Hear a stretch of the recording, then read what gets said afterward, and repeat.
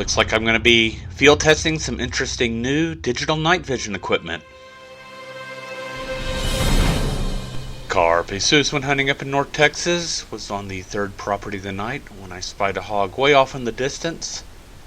Managed to drive partway across the field.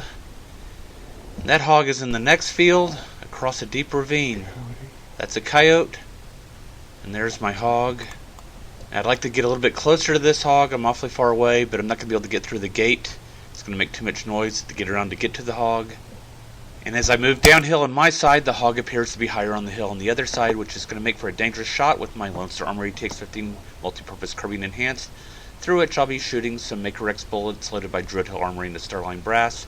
So I've moved as far as I'm going to get without skylighting the hog. Alright, here we go. Had a bad shot across the creek. I'm going to guess it's 185 yards. Which, as you saw, it turned out to be 190 yards. Now, how did I estimate 185 yards? I figured out a long time ago that using my Trigicon, that I can use the crosshairs as an expedient stadiometric rangefinder, and that if the hog is longer than one arm of the horizontal axis of the crosshairs, that the hog is going to be within 200 yards. It doesn't tell me where within 200 yards it's going to be, but 200 yards is about the max distance that I usually want to shoot, and so that works out quite nicely. I knew this hog was pretty far off, but it looks like it was going to be just a little bit closer than 200 yards, hence my guess of 185. While the hog had gone right down, much to my surprise, when I got to the other side of the creek several minutes later, this hog still appeared to be alive, and I did not want to end up like Giulio Burattini, who was killed by a downed hog when it got up and bit him in the leg, and he ended up bleeding out. So I don't have a shot from this direction because it's got a house in the background. It's probably perfectly safe. It's more than a half mile away. It's uphill. But just to be certain, I'm going to move off to the side in order to take the shot on this hog. I'm not going to approach the hog, as I don't know that it can't get up. Wind isn't going to be an issue for this shot, particularly not at this distance. Make sure that the recorder's going. Alright, 60 yards.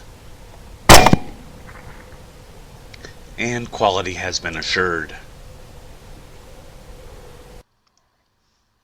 Brass Catcher by Tactical Brass Recovery. There was a good bit of ground shrinkage on this hog, as I was certain it was much larger, but it came in at only 160 pounds. Via the dead pig from the truck. As I continue making my rounds, I'm at a property that is across the road from the previous property. I've got some deer, and I've got a hog back there in the woods, again, across the creek.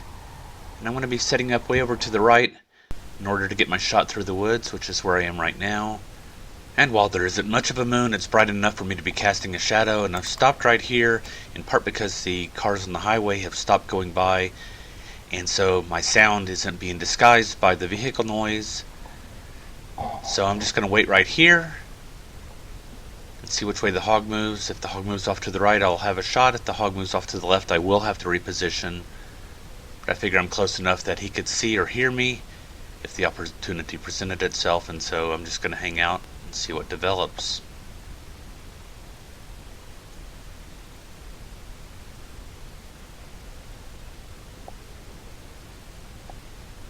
Nothing approaching from the side, and the hog does step out.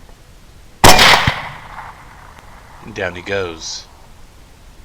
No ground shrinkage on this boy, as he came in at 220 pounds. And for those of you who want to see what the bullets did, take a look at Carpe Analysis of Dromedaries number 36. I'll have a link at the end of the video.